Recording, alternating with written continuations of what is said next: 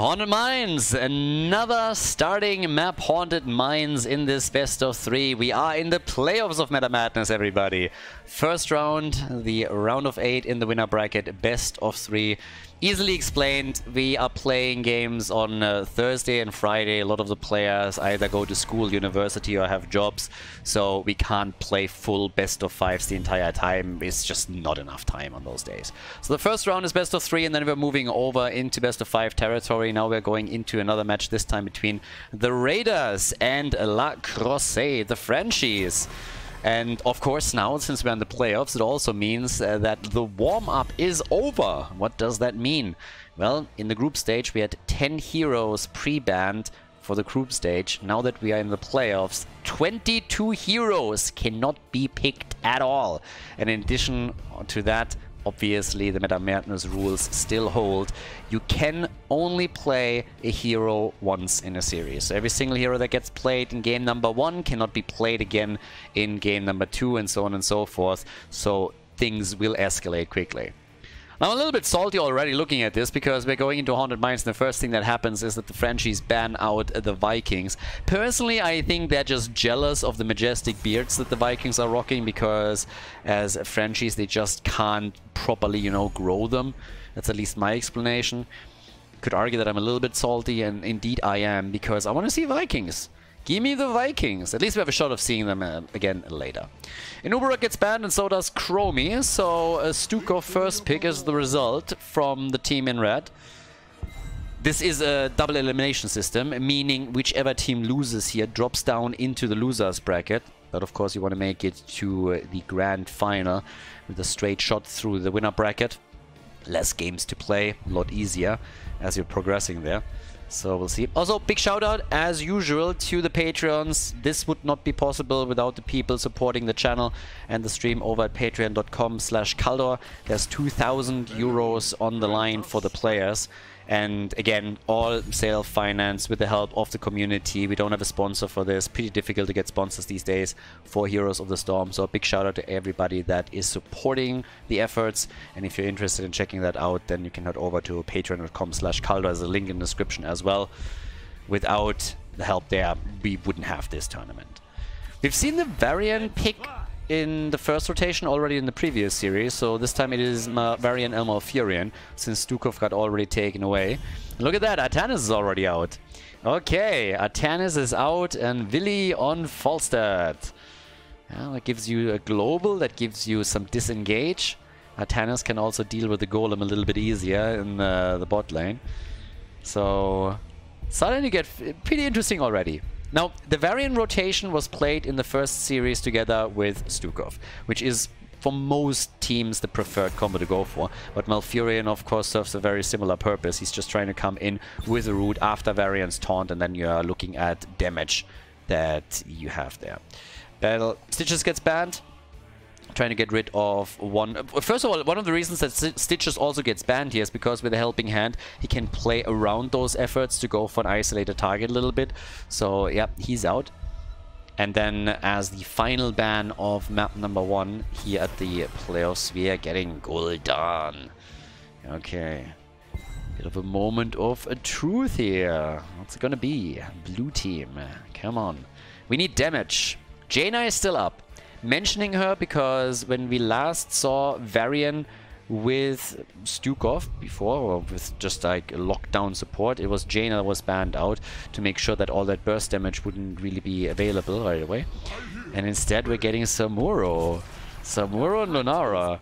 I already like it, because Samuro is an absolute monster when it just comes to pushing structures and trying to cheese the opponent a little bit, trying to dominate the macro. So I like that they're going for a Samuro pick here.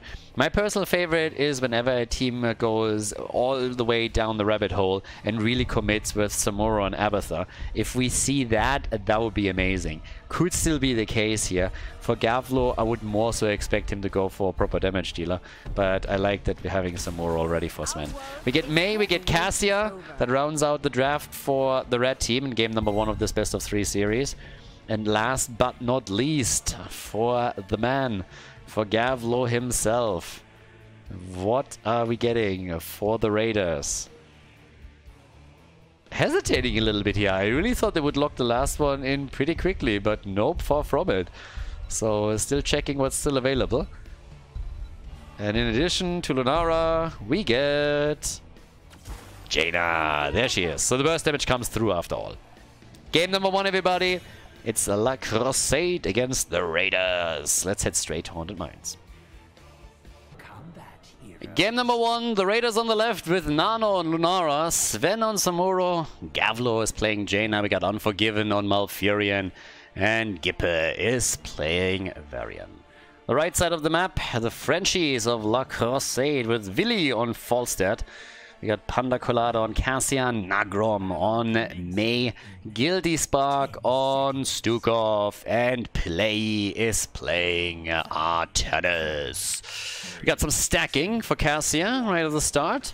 On the other side, the amateur opponent for Artanis. Yeah, and off we go. Game number 1. So, the winner of the series is going to move on to the best of 5 against a washed up, whereas the loser will drop down into the loser's bracket. And then we'll see if maybe one of these teams is already getting dropped out of the tournament pretty quickly. But yeah, here we are. We got a bit of a battle between Samuro and Artanis already happened in the middle, but down here it's all about trying to eliminate the minion waves quickly, maybe even attempting to get a quick hit in against someone like the frontliner. In this case it's May, but you have to of course catch Falstad, and even better, as soon as level 4 is ready, Varian is going to get a lot more aggressive with these moves. And then Malfurion has to try and follow up with his roots whenever he can. Same is also true for Jaina. She has the LCC. We oftentimes talk mainly about her burst damage, and that's obviously very, very strong. But then at the same time, if you are just simply coming in and using her for CC as well, then others can just stick to her a bit longer, maybe get another rotation and abilities through. Teams are just trading on the camps, as it seems. Nobody is going for aggressive invades at the beginning. Actually, I was saying that, but here we go. The blue team is a little bit slow on this one, so they have to let it go. There's the aggression that I was just talking about a second ago. Aggression from the Frenchies. Good for them. So they get the second camp too, and the Raiders got a retreat. One of the pumpkins makes it through. Bambi is battling it out with the birdie. But Falstad is still totally fine there. Alright, so Christmas Lunara is in the house. The pain deer. Bit late in the year, maybe. I heard that at least in Finland and Sweden, they still have pretty shitty weather and even snow. But over here, it's already sunny and fantastic weather. Talking about countries, one thing that some of you might have already caught, but in case that you didn't, I want to point it out for particularly the people watching on YouTube. We have another tournament coming up after Meta Madness, a Nations Cup. It's been 4 years since the last Nations Cup, and we have another one planned. And the biggest thing is that we have an offline event planned in Berlin.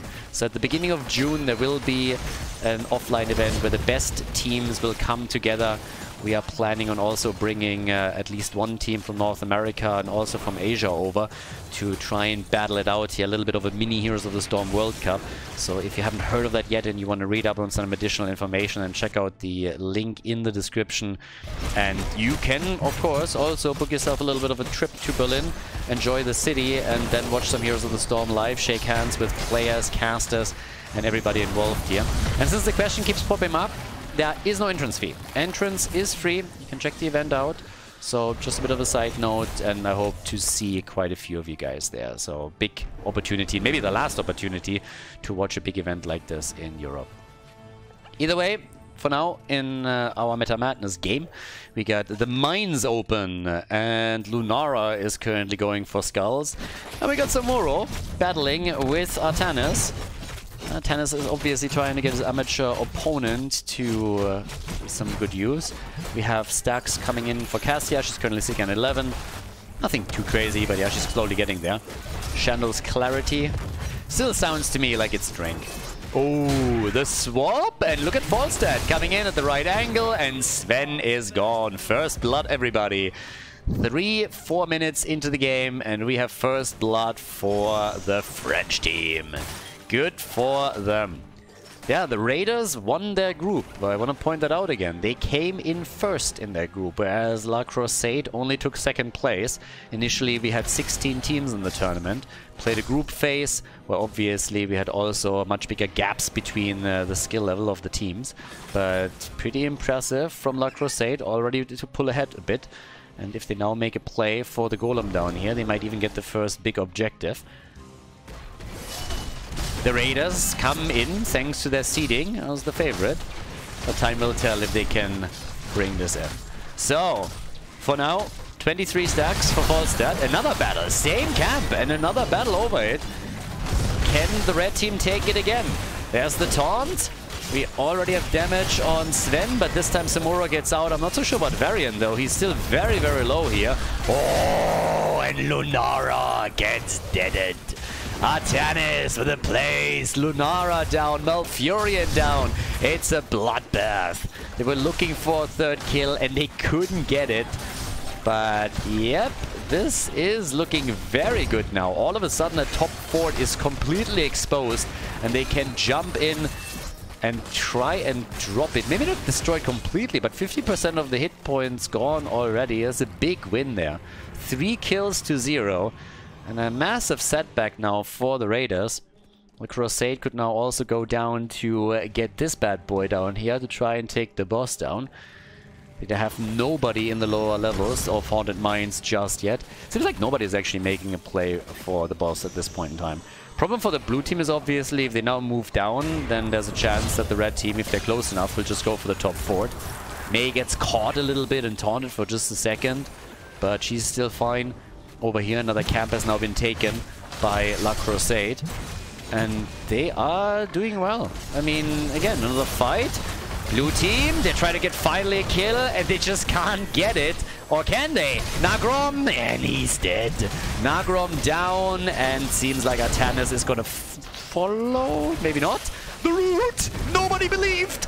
Lunara, the only one that came in and took him down. Everybody else was already moving away there, and then the root came through. Malfurion with a big place. They're also getting a kill on Artanis. I like it. They're really starting to spice things up here, and all of a sudden it's 3 kills even Steven for each team.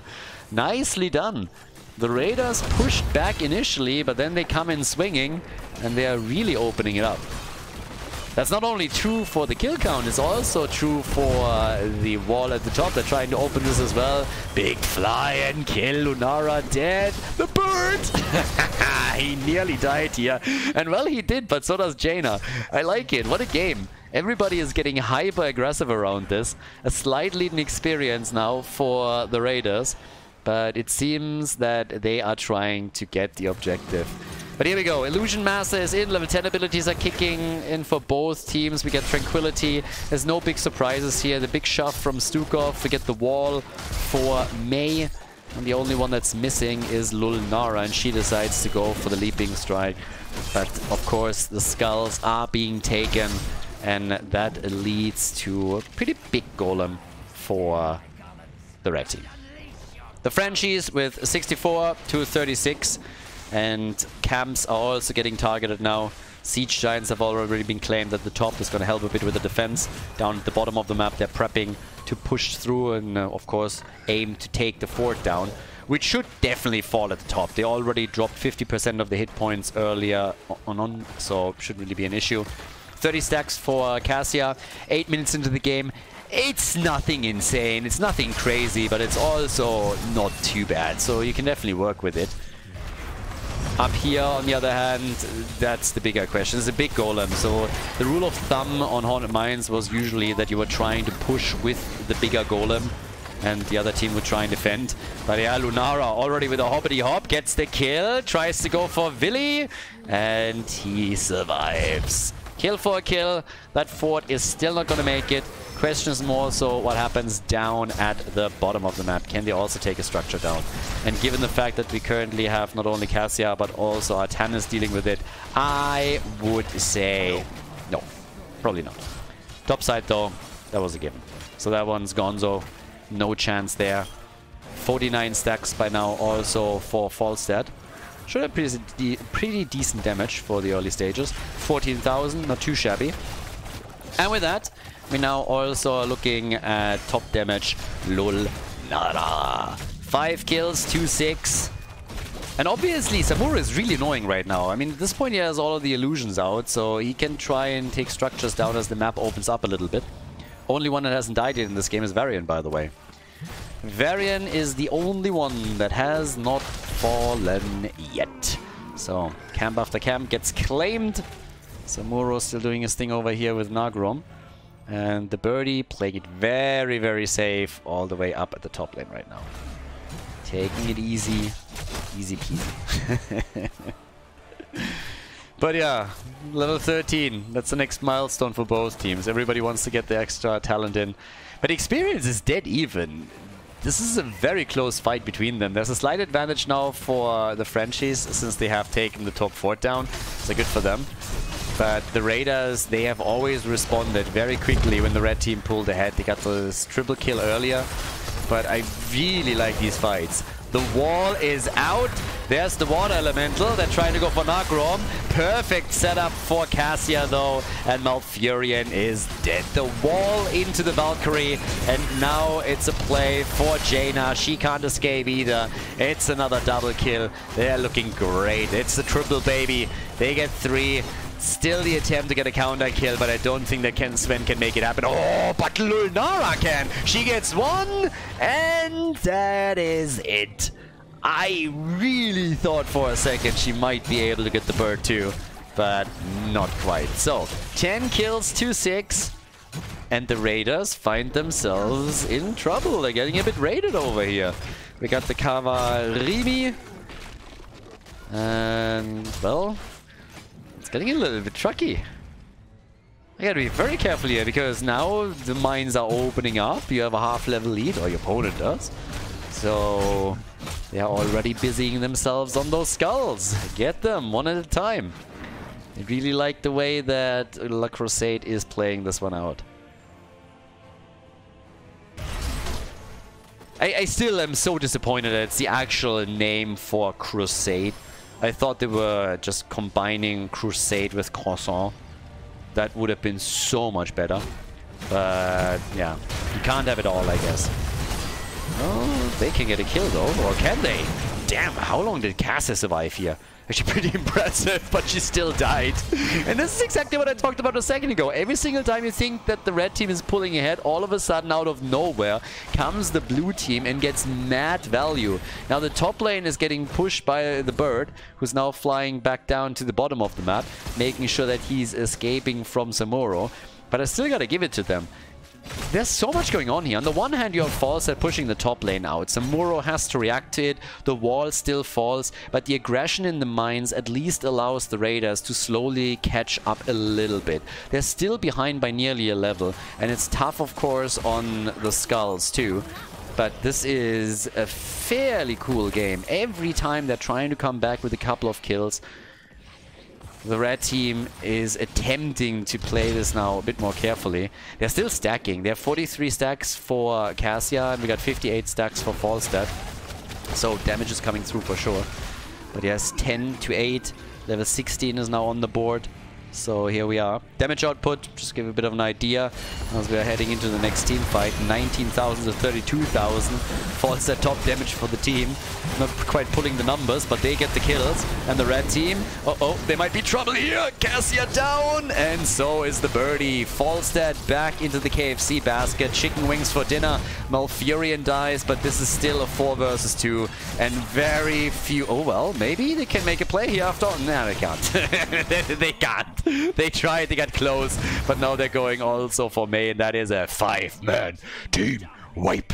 The entire team gets murdered. And that leads us to an advantage for the blue team. It's been a while since they've been ahead, but now they have taken level 16. They have 13 kills to 11. A slight experience lead for them too. We got the Numbing Blast in, the Moonlit Harmony, press the attack. Lunara dealing with the bot lane, by the way. A little bit more hoppity-hop from her. And on the other side, it is the Force of Will for Artanis. So, let's have a look. Trash Tanis. What happened with him so far? Trash Tannis has died only 2 times. I mean, that's a success, honestly. Usually he quickly becomes the punching bag of the opponent's team. And he's top damage. Yeah, not bad. Not bad at all. Top damage for Tannis. Our boy is putting some work in over here. Good for play. Trying to rescue Tannis' name. Going also up again. And then this happens.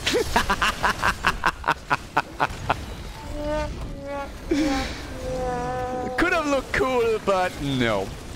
Just no. Nope. Oh boy. Alright, so at the bottom of the map a fort has fallen. Up at the top, so far they haven't really done as much damage as I thought they would. Samura's at the bot lane, so he should at least get that fort. Falstad is with him. But up here, I don't know, this fort is still standing. So far they haven't really gotten a whole lot. Now we're talking. They're taking this one down. There's a few more pumpkins that made it through over here, but Willy has successfully defended against Samuro. Another taunt, another hit, and yep, Jaina's doing work. Okay, good job, good flip. Oh, the wall, but the damage! Lunara comes in with another kill, and Tannis is dead. Cassia trying to escape, an attempt to drop her. Everybody is just going into the mines, out of the mines, trying to play with vision a little bit, and it is just not working. 15 kills to 11. The Raiders, they're gaining momentum, they're taking control of this game, and now they have, oh boy, the birdie in the last second, barrel rolling away from that root. Malfurion threatening the kill. Now we have an entire level lead for the Raiders, getting them closer and closer to level 20. And they're opening that top wall up. Opening the top wall up and also forcing La Croissade to get all of their heroes pulled at the top, which allows Samura at the bottom of the map to push additional minion waves through and take that fort down. So now the teams are absolutely even in structures. Nice jump by Nano. Really liking that one. That would have been a fantastic swap from Tannis, but Lunara, nah, she doesn't care. Just jumps out and is like, see ya! And instead, at the bot lane, it seems like a tower's gonna take a little bit of damage. Siege Giants might do some work here, but it's not gonna be too much. The bigger problem is really the level 20 talent they're soon gonna get. But one tower didn't make it, topside has been opened up. The poke continues, obviously, especially from Lunara. Jaina's at 63,000 damage. 56,000 for Lunara. And on the other side, you got Falstad with a 31k. So his damage is getting doubled. Doubled by Jaina. So Blondie is doing a great job here. Camps are still there. And yep, now the timing couldn't be worse for the red team. Because now we got level 2. Ooh, oh, that's also bad. I was just about to say, we have level 20 just triggered as the mines are opening up for the next objective. So the world is their oyster. The Raiders, they got everything they need. They can force fights, they can go for the objective. Whatever they want to do, it's there. They try to flank. Good escape from the red team. So they're wasting a little bit of time, buying some extra time for themselves and their attempt to get to the Storm Talons. But the blue team is already busy. They're busy with the skulls, they're going for the bottom of the mines. Yeah, and they are gonna get a very, very quick lead here. And it's still more than half a level for the red team before they're getting their own level 20. And of course, there's still some scouting going on, not only from Samuro, but also Varian, who stayed at the top for a long time. It's dicey. Yeah, it's a pretty dicey situation. If there's a massive golem now for the Raiders, then they can definitely try to not only get a keep, but maybe even end the entire game. And they're getting a big one, for sure. I mean, even going for the golem down here very quickly, and they're already sitting at 62. It seems like the red team is just completely abandoning it and not even trying to make a big play here. It's going to be 100-0. And that's going to be rough. 100-0. Now they can decide how they want to push with this. And yeah, the red team just has to try and defend somehow. They will have level 20, so that's the good news. They used their time at the top to get to level 20. And that talent is going to be available to them. as the objective is up on the map, but you can see how passive they currently are with their positioning, because they know fully well that they shouldn't really engage into a fight before they have that. So the second charge comes in on Artanis' ult. We got the wind tunnel, we got the imprisoning light. They got good tools here that they can use, and if they can if they can blindside somebody, get a quick kill, then this could be a very good defense. But it's tricky. It's really tricky. That's not a golem, by the way. That's a joke. I mean, that thing is smaller than the siege giants. And after Sven has attacked a little bit, he's like, alright, screw it. This thing is ridiculous. So, yeah, fully ignored. That golem's mom definitely smoked during pregnancy, 100%. And now at the bottom of the map, you know, there's the big chat golem doing his thing. Breaking through gates, slapping everybody, coming in, swinging, and everybody has to run. That's a golem, that's a beast, that's a monster. And the blue team is trying to take advantage of it. Prison by Light used with the wind tunnel, nice combo, not successful enough, but definitely nice. We already got the ice wall out. They are getting a kill on Artanis, the first one to fall, and that keep is not making it either. First keep eliminated, and they are trying to push this further. They're trying to go for the core here. 16 kills to 11. The damage numbers increasing for Jaina in particular. She's at 72,000 damage, 63,000 for Lunara. She dies though. Maybe now they can pull something off here. Lunara is gone. She's one of the main damage dealers for them in that situation. But she gets dropped. The shield is gone. The golem's still there. Oh, the French team, they're trying. They're definitely trying, but the core is just getting dropped too quickly, and now Stukov is dead too. This is the lead for the Raiders. They take the victory on Haunted Mines against La Croissade. Before we head into game number 2, make sure that you subscribe to the channel if you haven't done it yet, so you don't miss out on any future content here on Khaldor TV. Game number 2, Infernal Shrines. Off we go, everybody. We got the Raiders in the lead. They turned it around on the first map. Respect.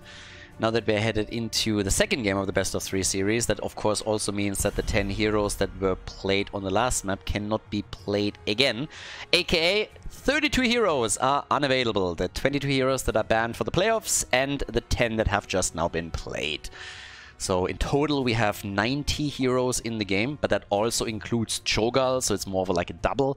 So you can argue that there's only 89 playable heroes, but either way, game number 2 is already pretty cool. I cannot wait for the best of 5 matches, I'm going to be honest. Even if it's just like a 3-0, it would be one additional map. If it ends up, I don't know, 5-mapper, it's going to be absolutely crazy.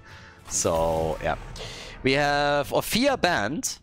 Okay, and I believe there's going to be some wild ones that are coming out here now.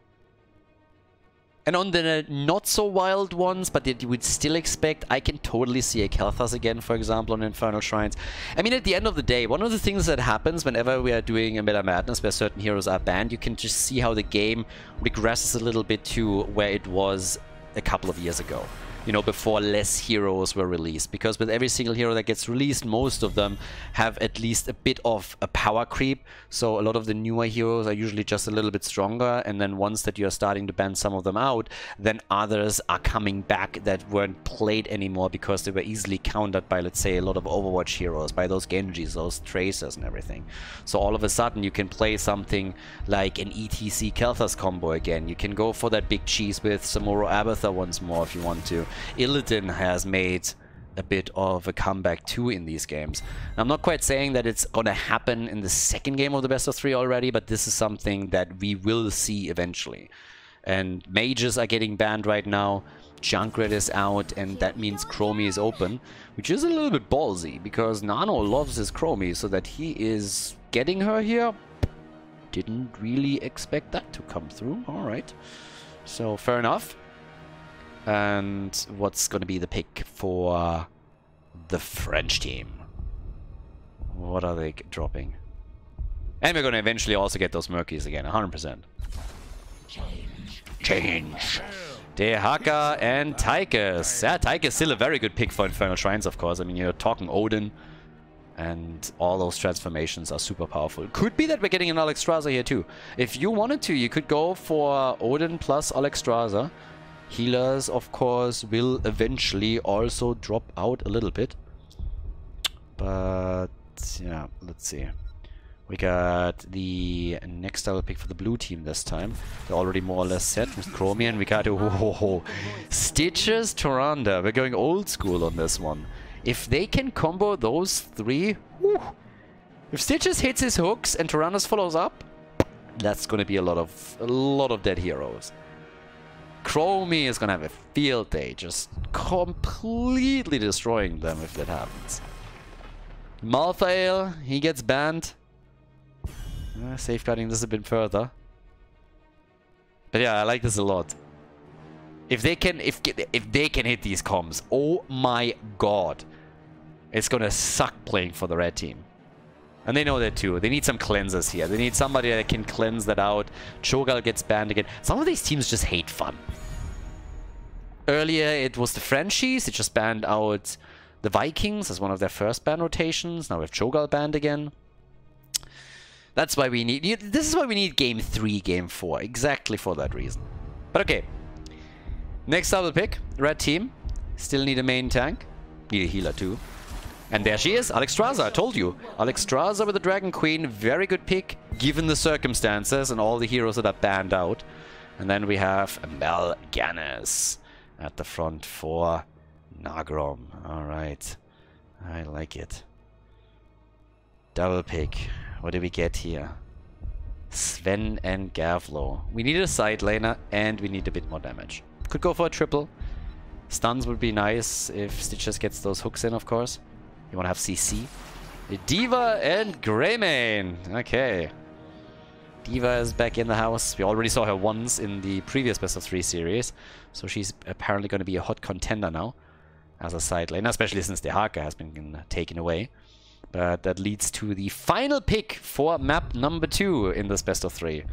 Infernal Shrines between La Croissade and the Raiders.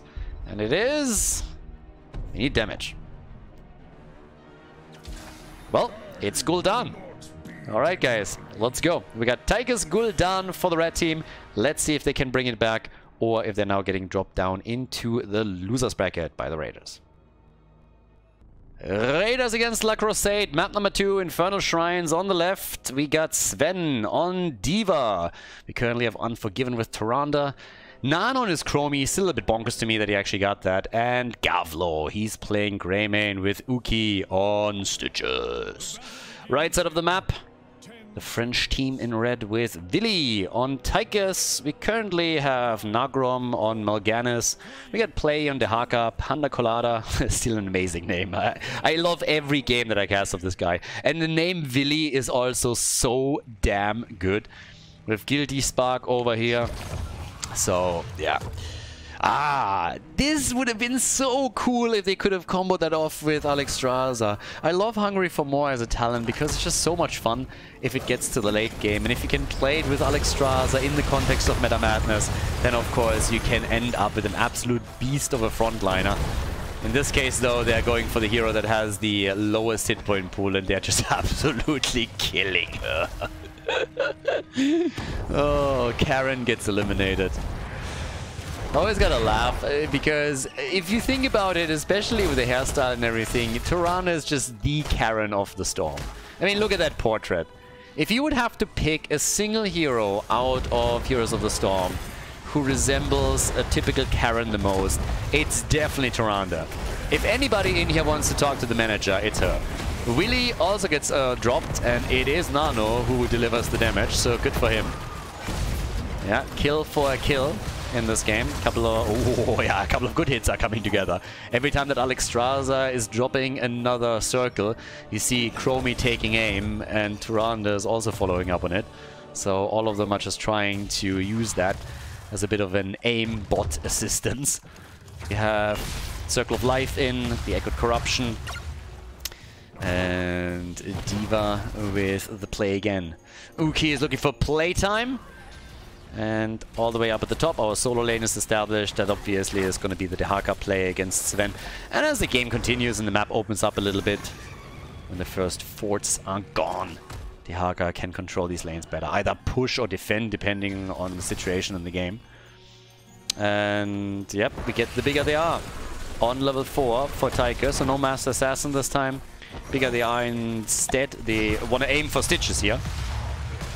Stitches continues with the added hit points. He should get some serious damage in if he can unload the entire trade onto the front liner. And of course for Stitches this also means an advantage in regards to his movement speed. He already has another 5% that he gets from picking the talent. And every 20 globes he's going to get another 5%. So yeah, that would be pretty good. Gul'dan is the only one who hasn't taken the level 4 talent. No Saki build. The last couple of Gul'dans that we had did actually go into a normal standard build with the Echoed Corruption and the Ruinous Affliction on 16 afterwards. Gavlo, cutting it a bit close here, but he's fine. Both teams are going for the Shamans. We have the first objective spawning in the mid lane, so you definitely get some top lane value if you play this correctly. And D.Va is now also starting to push this out. So let's go. Yeah, first objective. Party time. Show me what you got, baby. Level 7 is going to hit a bit earlier for the blue team, from the looks of it. Slight advantage on their talents, and D.Va is already netting them some extra stacks on the shrine. So they're looking good here. Chromie is still at the bottom of the map. More XP for them. They want that early level 7. Play gets the drag. I still don't think they can take Stitches down that easily. He's at 10 stacks, 9 stacks already. It's not too shabby. There's the hook. Where's that stun when you need it? On cooldown, because Unforgiven used it just a second earlier. But they're at 28 stacks to 10. And of course you got D.Va too, so she can zone. And the French team has realized this isn't happening.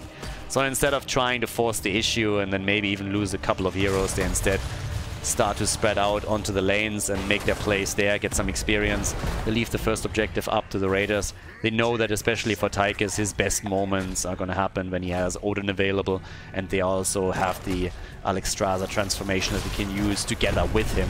So they can play this a little bit slower. They don't need to go and in for objective number 1. A couple of aggressive hooks here by Uki. Not doing anything yet. Chromie, yeah, she runs straight into the Haka, but obviously there's way too many blue heroes around. He can't get that solo kill. Stitches by now on 11 stacks. Nice hit point boost that he gets there. That's the late game that we're really interested in the most. But yeah, as you can see here, so again, he has the 5% movement speed already. At this point, an extra 250 hit points, 270.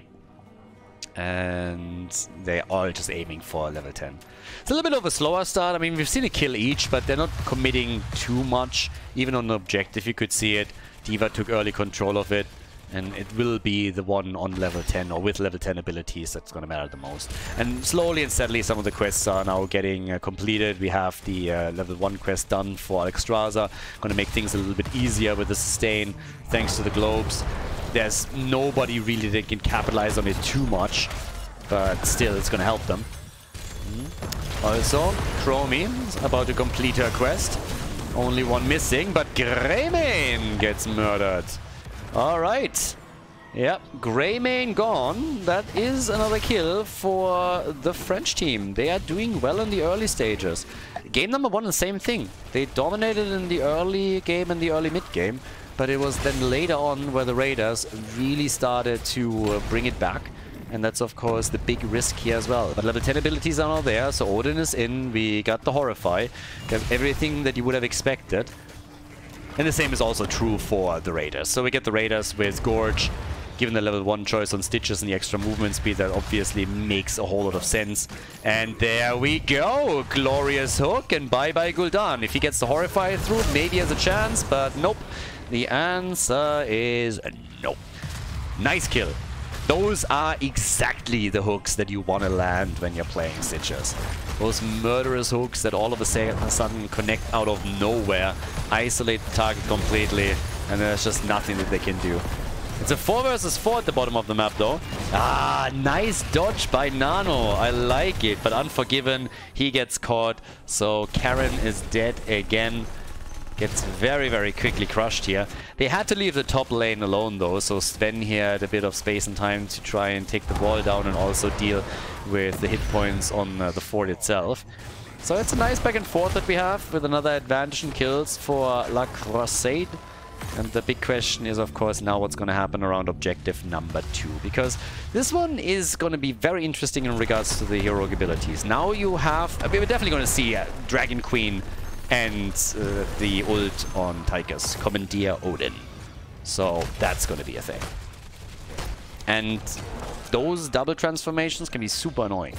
There was actually in the days of HGC some comps on the side of the North Americans where they just picked the two of them continuously on this map because they wanted to execute exactly that strategy. Just play for the objective with Dragon Queen and that. Another isolation though, and Tychus is dead, so these Gorge plays from Stitches are working. And he gets another hook, damn son!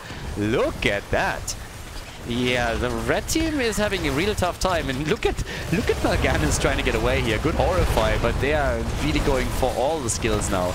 This, on the other hand, is the perfect response from the team on the right side. They come in and take Greymane down. So just as the Raiders thought they can build the momentum here, they are very, very quickly corrected by their opponents, and they are losing a Greymane.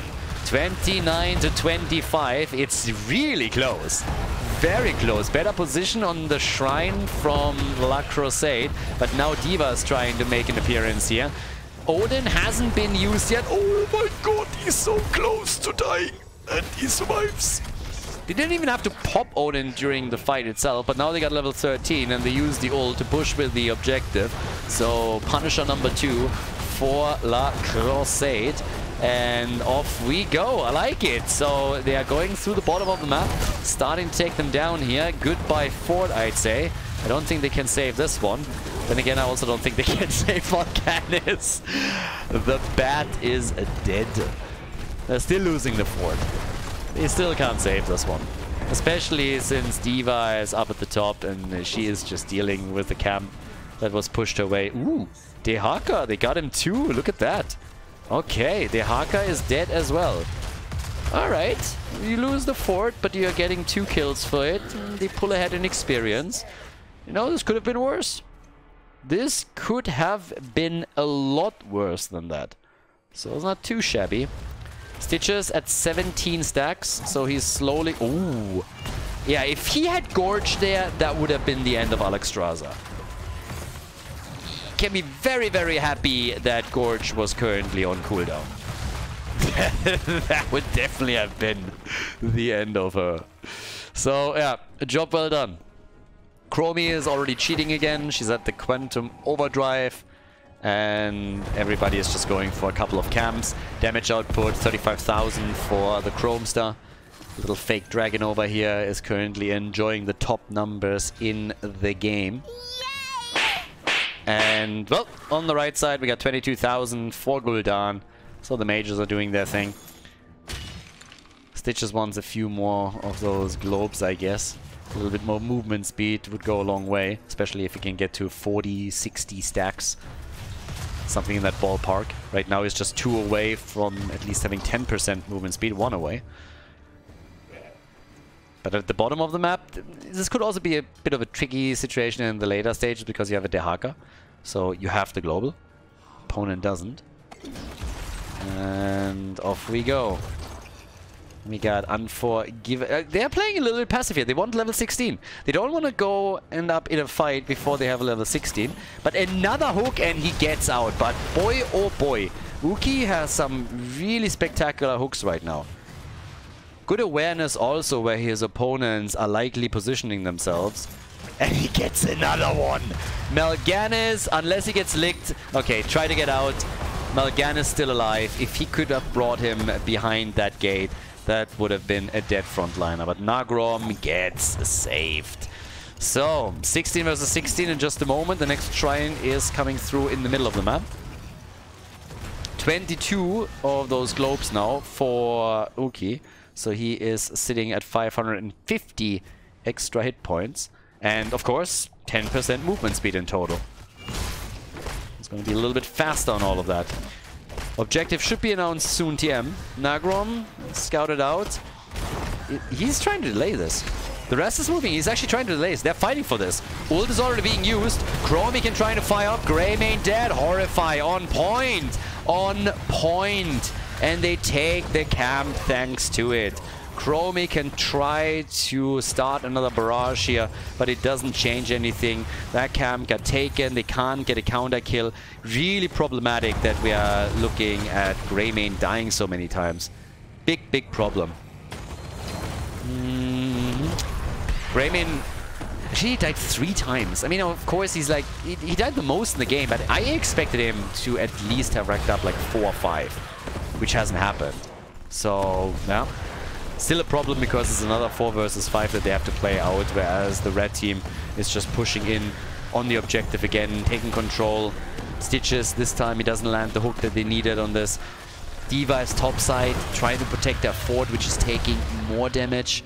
So, yeah, the red team is doing better and better and better here. The surprising part is honestly that they are still behind in experience, or barely even. We can take a quick look at that too. So it's really minion experience where the blue team excels. That's where they have the big lead. Good bait over the wall, but that wall was already low, so it gets quickly taken. Yeah, Mal'Ganis. That stun didn't connect. If they connect the stun, it's a different story. But as is, they will have a rough time here. Another Horrify, jump, stun. Sven in trouble. D.Va trying to get away. Tyranda's the one that falls first. And bam! There's the kill. A grenade to the face. And D.Va is down. Tigers with the kill. Good hook though. Nagrom in trouble. Trying to use the Fell Claws to get out, but can't. A fort falls, but still 2 for 1 kills. So they are pulling ahead. The Croissade, they pull ahead. Now we have topside, another fort destroyed, which means that the entire outer ring of defense is gone. The entire outer ring has been destroyed on the blue team side. In the last game, they were able to bring it back in the late game, but now it seems that the red team is just pulling too far ahead. They've been doing such a great job. They lost the first objective, but then afterwards they won 2 in a row. They took a fort down every single time they were able to claim one. We have Chromie with her level 20 already, so she has the stuck in a loop. But the Horrify that comes through with Gul'dan has done wonders for the red team. And they are interrupting a lot of these comps that are attempted to be used by the Raiders. And the leaks from play, whenever Stitches gets a Gorge, are also doing really well for them. Now, one of the bad news or one of the setbacks, I guess, is that Panna Colada has a really tough time stacking properly. He's at only 32 stacks. So normally when you have your level 16 talent, if it's a fight-heavy game, you want to be done with it. But he doesn't have the synergy with the Ruinous Affliction just yet, so he's still waiting for the completion of his level 1 quest. And we're nearly on level 20. So we're already late in the game at this point. And yeah, everybody is just playing around XP right now. Obviously, Stitches, he would hope to get a hit and a kill at some point. But the red team isn't interested in fighting because they're so close to level 20. The blue team isn't really interested in fighting either because they know that they are going to go up against an opponent that has Storm Talons over them. They want to try and close that gap as quickly as they can. So they have Greymane at the bottom, they have D.Va in the middle. Nano is getting a bit far out there, but off we go. And, well, there it is. Commandeer Odin gets upgraded. Now he doesn't only commandeer it, but he also uses the big red button. We got the Haunt. And yeah, we got the Ritual of Life, Contagion. Pretty much the usual suspects. This is exactly what you would expect on level 20 now. Objective gets announced. Timing works out just perfectly for the Raiders. So the entire gap advantage in XP that we saw for the red team didn't really do anything for them. It's D.Va in the middle that gives them the experience, so now we got the Celestial Wrath. We also got the Hunter's Blunderbuss, Ablative Armor. Yeah, now it's party time. I mean, this is going to be the objective that you pretty much have to win. Even if they lose it, yes, they might save the keep, they might save the core, but at some point you have to make a play and you have to start gaining some ground here. And this is probably their best situation. So off we go. Stun didn't come out. They just escorted one through. D.Va's trying to escape. Nagrom is doing as much work as he can down here. Still getting isolated though, so they're trying to get the kill in. But he's putting everybody to sleep. I mean, at this point he's going to give Deckard Cain a run for his money. Still pushing him back. Good hook. Oh, that's the end. Yes, Gul'dan is dead. The end of Gul'dan. Great play by Nano. I am still shocked that he got his Chromie. I'm still shocked by that. 7th kill now for the Raiders. 4 versus 5. They're trying to drive that pain train straight into the face of the French team now. Another stun connects and Tychus might be in trouble here. He gets hooked. Oh, and what a hook it was. Great hook, and now he's in real trouble. That's the end of Tychus. The Renegade goes down. 5 versus 3, but also catapults at that mid lane. Somebody has to go there, or this keep is gonna fall. They're trying again for Nagrom. Yeah, good damage, but boy, oh boy, is Melgan is annoying right now. Yeah, he is massively annoying. He's a huge pain in the ass. So they're trying to somehow fight it out with only 3, and they're buying mad time for the Vinions in the mid lane, where the keep has dropped 50% of its HP. There's a catapult still standing here, so eventually this one's gonna fall. Greymane knows it too, so Gavlo's on the way, and play. I love that he anticipated it. He actually stopped. Dude, careful. Alright, nice moves by the Haka. I like that. But, of course, they save it, and now they got the Punisher. The global is still going to play a big role here. Having the global in this situation is super important. But okay, off we go. This top fort is going to fall. That's a given. Won't be able to save this. The bigger question is, can they do more?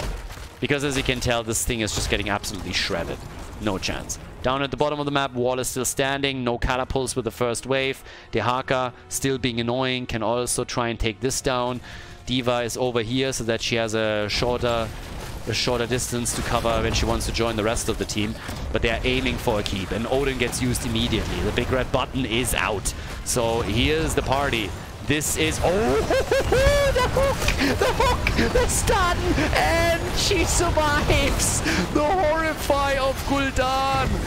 No! The double kill! Glorious! Absolutely insane! The hook first and foremost, just fantastic. But then the immediate response here. The keep is saved and the rest of the team is trying to retreat. Check this one out. There's the stun and then she somehow survives, gets the ult through. The horrify really making all of it possible. And of course they lose 2 heroes shortly after. Greymane falls and so does Stitches. Now the push through the middle as they are hoping to take that keep down. And they should be able to pull that off. It's only 3 defenders. They still got Gul'dan. He has his level 1 quest completed by now. And yep, there it is. The keep is gone.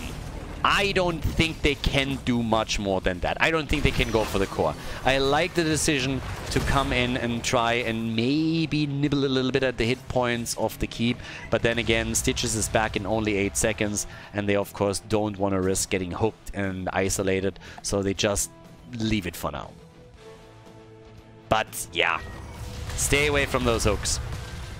38 stacks on Stitches level 1, which means that he is roughly at 1,000 extra hit points. And if he gets 2 more globes, then he also has 15% increased movement speed in total. I'm talking about movement speed. Yeah, they're trying to move in and take the Haka down. They can slow him, but I don't think that's really happening. I don't understand why Greymane goes that aggressive. Greymane gets caught again. There's a hook, but Gavlo, he's dead. 5th time that he falls. Too aggressive, too easy. Yeah, that was way too aggressive. I mean, if the only one is the Haka, then yeah, maybe you can flank in from the side like this. But it's not like he didn't see Gul'dan. So that is the end of Greymane. He's gone, and that is going to cost them. That's definitely going to cost them. There's no keep that gets attacked, so it's not like the red team is now pushing for keeps, but the entire map is now going to be taken. They take every single camp that they can find. Down here at the bottom of the map, the Khazras are already being claimed. Top side, another Shaman camp. is taken. Good luck bringing this one back. The objective is in the mid lane, by the way. That's not that bad, honestly, for the blue team, because they already lost their keep here. So defending the mid lane while playing for the objective is possible. It's close by, so you can take some of these catapults down as they go past. So that's the good news on this one. You are at least going to be able to, you know, get these minion waves in the middle destroyed, and you're not going to have pressure against your core here. So that's the good news. The bad news is, of course, that if they lose this objective as well, this might just as well be lights out, especially if they lose a couple of heroes in the process. So, moment of truth situation for sure. A lot more globes came together for Stitches, so he's really boosting his hit point pool here. And they're trying to quickly take the lead, which isn't all that easy. Nagrom, he's been an absolute terrifying force throughout the late game. Very difficult for them to kill. A lot of mobility on him too, and he's just putting everybody to sleep here. But they are trying to drop him quickly, and they can, at least a little bit. Stuck in the loop.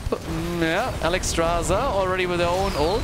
Down here, explosion, horrify, and goodbye D.Va. D.Va is down, Stitches is on the run, and he's not going to be able to get out of this one. He can maybe delay them, but that's the only thing that he can do. There's nowhere to run, nowhere to hide. He is going to fall. That's the end of Stitches, and it should be the end of the Raiders in game number 2. Very likely that we're going to head to a third and final map in this series, because, yeah, Nagrom is already pissing them off here in the back. He's a bit low, though. Maybe he went too deep. Greymane! Yeah, no, he's not. Well, actually, I got out for a second, but he dies after all. If he could have gotten the kill here on Gul'dan, then, well, maybe. But as all of this plays out, the bottom keep has been destroyed by Winions. Here at the top, another keep is going to fall, which means that there is not a single structure standing anymore for the Raiders outside of their core. Unforgiven, he's going for the solo top lane. Yeah, not quite. Oh, let's go core, baby! No, this is obviously going to be the end. So yeah, nice game, nice series, honestly. Game number 1 won by the Raiders, and now here on the second game on Infernal Shrines, we have the red team putting a point onto the board. The core is falling quickly. They're going for D.Va again. You always kill an Overwatch hero when you can. It's a very gratifying experience. But with 14 kills to 9, we got a victory for La Croissade. They take it, and we go to game number 3.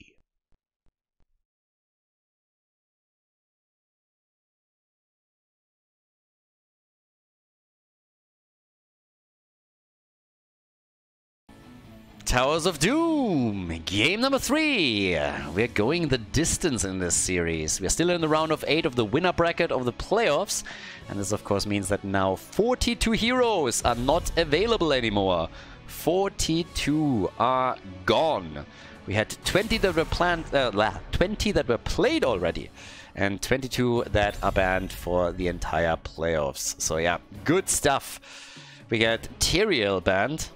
Haven't seen him yet. They still hate fun. They still hate fun. It's like, I don't know what to tell you. We had Shogal banned multiple times, with the Vikings banned multiple times. People need to stop doing this. We need to go and tell them which heroes they cannot ban.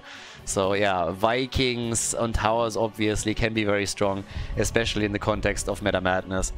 So yeah, if you've been a naughty boy or girl and you skipped ahead of the explanation at the beginning and you're wondering right now like, huh?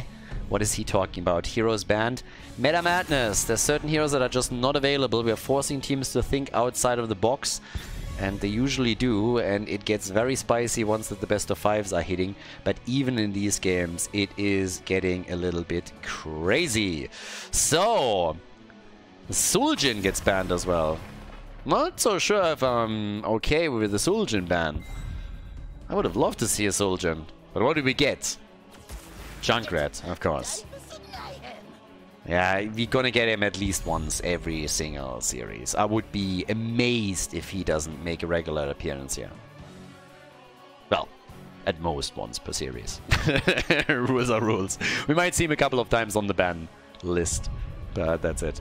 Okay, double pick. Let's go. Let's check this out. What are we getting? A red team. They've successfully brought it back. They forced game number 3. Can they turn it around completely and take this one to advance to the next round of the winner bracket? ETC and the schoolgirl. We get Orphea. All right. Panda Colada. This is only game 3 and it's already gonna get super fun. With 22 pre-banned heroes, game number 4 and 5 are gonna be absolutely amazing once that we're entering best of 5s in this. But okay, for the blue team, they obviously had a fantastic first game. They brought it back quickly. Now they take Mephisto and they take Arthas. That was a pretty evil comp over there. You have Arthas, you have Mephisto, and Junkrat obviously an Overwatch hero, so those are evil by default, no matter which one you pick. And to the right side, what are they gonna get here? I mean, it's Towers of Doom. Currently thinking, is the birdie still up? Was Falsat? Yeah, Falsat was played on the first one, so he's not up anymore. The Hogger was played too, with Samuro. Yeah, so that doesn't really leave any globals for you when you're talking about Towers of Doom. You could, of course, go for some pseudo-globals. ETC with the stage dive would fit that bill. Illidan with the hunt, you could play him if you really wanted to. And yeah, then we have white main band and Ana band. They're going for the healers and they're eliminating them quickly. Okay, I like it a lot. They have to pick a healer now, right? With 2 banned, we had 4 already played, I believe. You're not running out of them just yet, but your pool is getting a bit more limited. I am still waiting for a team that eventually comes in and starts to pick 4 healers or 5 healers on game number 1 and just gives it up and then does their thing and makes real chaos reign in the maps afterwards. But this one is also pretty sexy. Illidan Abathar. Oh yeah, baby. Now we're talking. Illidan Abathar. Here we go. Could be a Kharazim. Is Kharazim banned? Kharazim might be banned. I'm losing track too. But if not, that would be the perfect support to pick with this. They go for Uther. He brings the stuns on Illidan. And we get Sonya too. So Arthur, Sonya, Uther. Alright boys, let's go. Illidan is in the house. We get Abathar together with him. Orphea, she can smack from behind. And now the final pick for the red team. Final map. Final map in this series. We're still in the round of 8 of the winner bracket. One of these 2 teams drops down into the losers bracket after the series. And the other one goes up against Washed Up in the next round. It's the old geezer. Towers of Doom is the map. Let's go. Prepare yourself for battle. The Raiders against La Croissade. Sven on Sonya on the left side. Uki on Arthas, Gavlon, Junkrat, Nan on Mephisto. And Unforgiven is playing Uther. How perfect is it that Willi is playing Illidan? He's gonna go YOLO. We're gonna see a lot of 5 gegen Willi. We got Panda Colada on the right side with Orphea, Guilty Spark on Deckard, Kane, Nagrom on ETC, and play on Abathar. I love Illidan and Abathar comps. They're just so much fun. They're so nostalgic. It is glorious, though, that Willi is playing the hero here. Alright, he's gonna go 1v5, 100%. Oh, and they're trying with an early kill already. The schoolgirl is slapping Orphea with hit after hit. Unforgiven! And he's dead. 1 down. Nicely done. Goodbye, Uther. And with that early kill, the pace of the game has been set. La Croissade, they're here to chew gum and kick ass. And they're running out of gum. So they're going to kick a lot of ass today. Hail to the king, baby. Especially Illidan. Oh, yeah. So, Arthas is obviously a good choice against Illidan. I mean, let's look at this for just a second out of the normal perspective. How do you counter Illidan? What do you do against Illidan usually? Back in the day, one of the main heroes that you would like to play against Illidan was Arthas. Simply because he has the Frozen Tempest, he can really play around those slows and work on the auto attacks of Illidan. He can lock him down with a Howling Blast. There's a lot of tools that Arthas can really use to try and control him a little bit. Uther is also a good choice because you have the stun, and after you get level 16 you have the double stun pretty much available with Benediction. But there's been a lot of Uther players that back in the days have also used the Divine Storm, for example, just provide even more of a stun lock.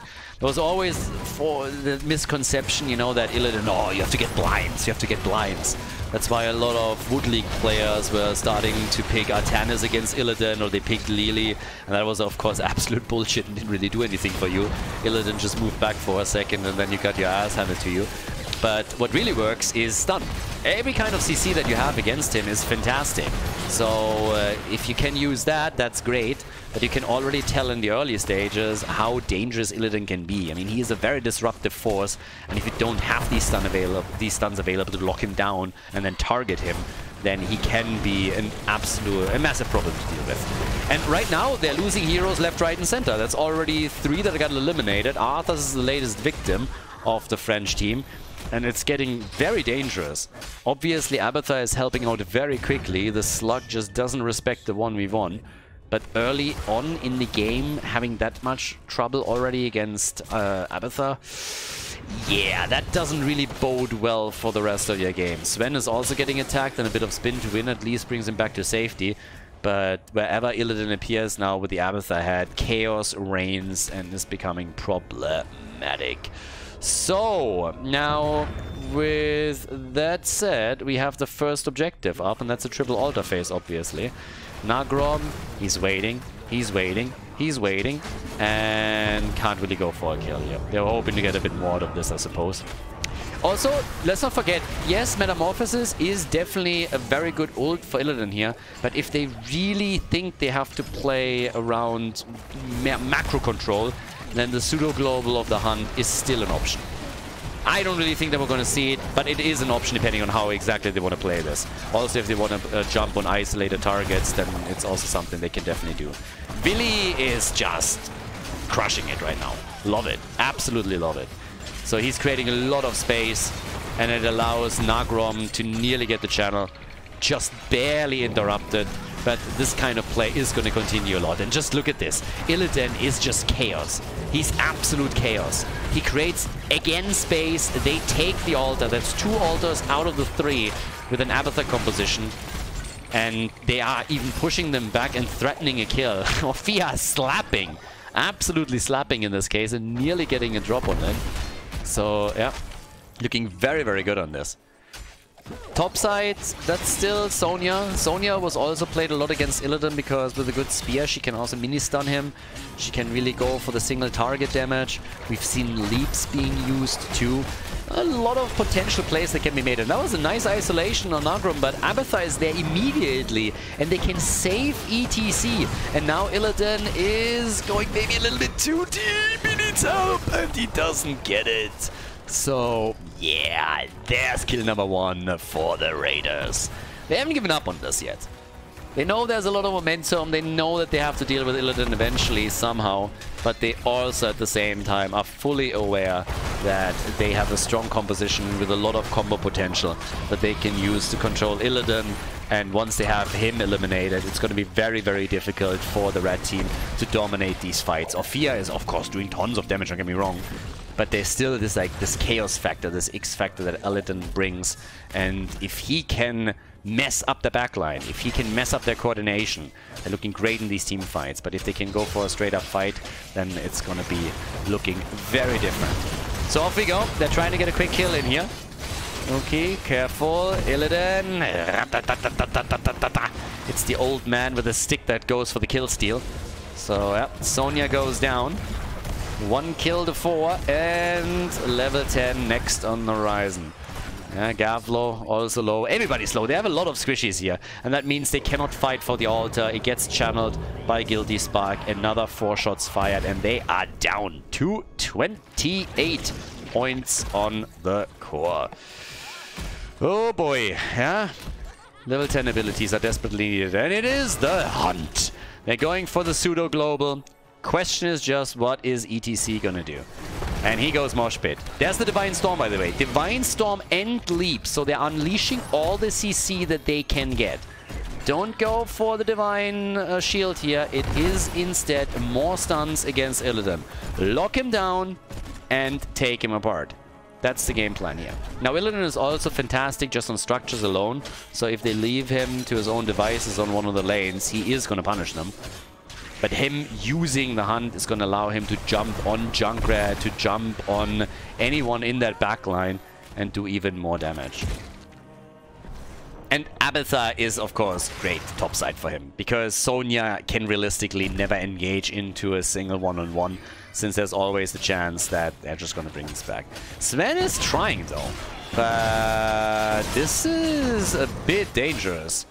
With Abathar there, whew, you're really asking for it. But the rest of the team is coming in. Leap is already in. Can they jump out with... Nope, they can't. Yeah, the rotation was in time, but you could see how Sonya would have lost that very easily. I was actually thinking that he might try and hunt out, but he didn't. So Illidan dies because the team couldn't rotate in quickly enough. But that was well done by the blue team. That could have backfired for sure. If Sonya dies there and the camp gets taken, yeah, then you are in a pretty bad spot. But okay, so here we are now with 2 kills to 4. We have down at the bottom of the map them still cleaning up one of the pumpkin camps. Top side, before Illidan is even making a reappearance, they're pushing this back even further. Their own altar has already been taken. It's 2, of course, that are up right now. Nagrom stunned once, twice. They're trying to get the hit in. It's a party, and it's a big one! They're going full party mode on them, but they can't get the kill. Ophia is low, and she gets taken out, and oh boy. Nagrom, he dies as well, committing Sudoku over here, and Illidan is dead too. Oh, that was unfortunate. Yeah, oh god. What a great mosh pit. Getting them in the corner there with 3 heroes caught by it, and still it didn't have nearly the impact that they were hoping for. Now, of course, with them on 24 points, they've lost a lot here, but they are trying to gain momentum. They get 4 shots fired thanks to the boss that they just got. 5 kills to 4, meaning that they pull ahead in experience. Another 4 shots fired in just a second. And yeah, that was a big step towards a successful recovery. 28 to 24 points on the core. They have level 13. The extra talent is there. They have an extra level over the opponent's team. This is what they needed. So this was a perfect example of good coordination that they executed there, and where they made it very difficult for the red team to get the damage out. And Illidan is having a bad day. Illidan gets popped again, like, whew, he was crushed. The leap on Sonya is giving her a very nice tool against him in these fights. So this is 6 kills to 4. And Illidan is dead again. It's the 4th time that he died. Another nice combo with Riptire support here. Stuns by Uther Divine Storm afterwards. They get another big hit in. The Raiders are gaining real momentum here. They are turning a bit of a snowball into an avalanche at this point, trying to convert a bell tower over too. And with minion support, they're not only threatening Ophia, but they're getting the bell tower dropped lower and lower. They can't quite take it yet. Sonya isn't here either, but they turn it and they take Ophia down. The schoolgirl is dead. She got grounded. So did Uther, though. They get the counter kill. Illidan, he is going to try and play his trump card.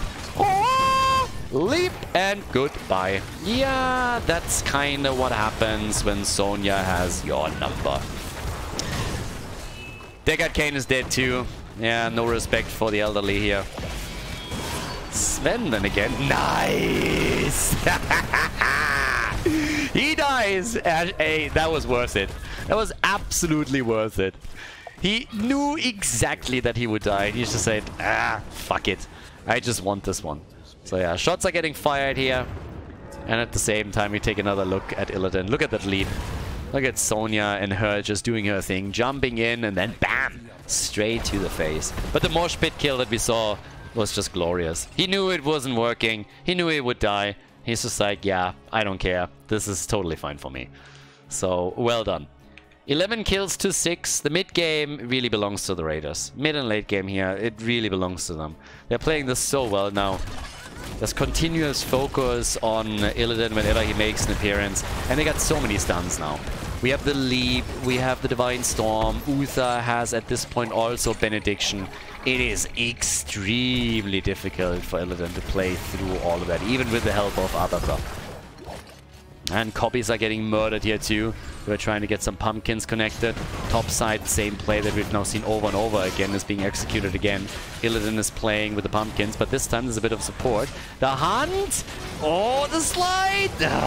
They were so close. They forced it a little bit too much. The idea was a good one.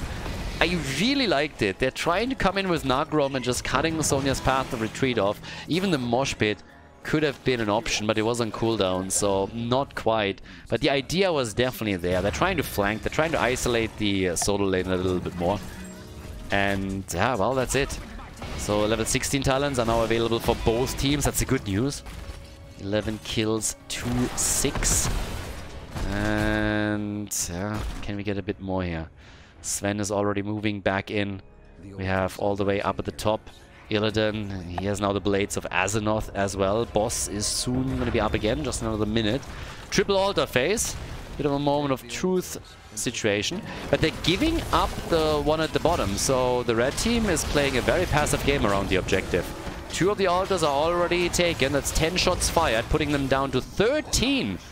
13 points on their core and 2 levels behind. Leap, stun, they're trying everything here. Uki is still ready, but that might just be the end of this, and it isn't! They take Illidan down instead. He barely survives. Uther with a Divine Storm. Total chat move by him.